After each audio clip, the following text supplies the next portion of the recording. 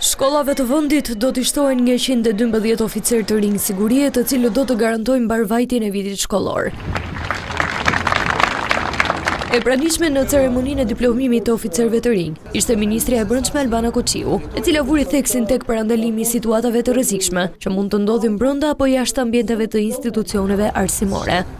Roli juaj kaq i domosdoshëm këto vitet e fundit dhe kaq i rëndësishëm këto ditët e fundit merr një dimension tjetër, sepse vërtet sot prindrit kur çojnë fëmijët në shkolla i kanë syt dhe nga oficeri i sigurisë.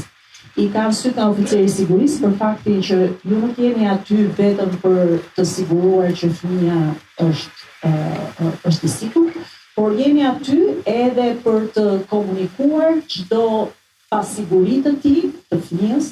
Koqiu shpreh se oficerët e sigurisë do të jenë në komunikim të vazhdueshëm me policinë e shtetit, të cilët gjithashtu do të patrullojnë në afërsi të perimetrave të shkollave.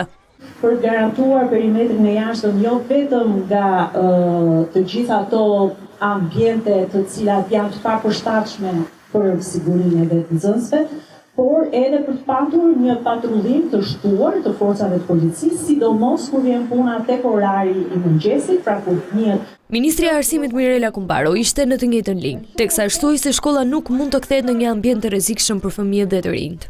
Alarmin tuaj në mendje gjatë gjithë kohës, jam e bindur që ne do të arrijmë të parandalojmë çfarë do lloj incidenti që përgjithsisht mund sjellin qoftë moshat e adoleshencës, por edhe element keqbërës me të cilët jemi në një luftë të pamëshirshme çdo ditë. 112 oficerë të rinj të sigurisë do t'i bashkohen trupës tjetër prej 382 efektivesh, të cilët janë tashmë në detyrë.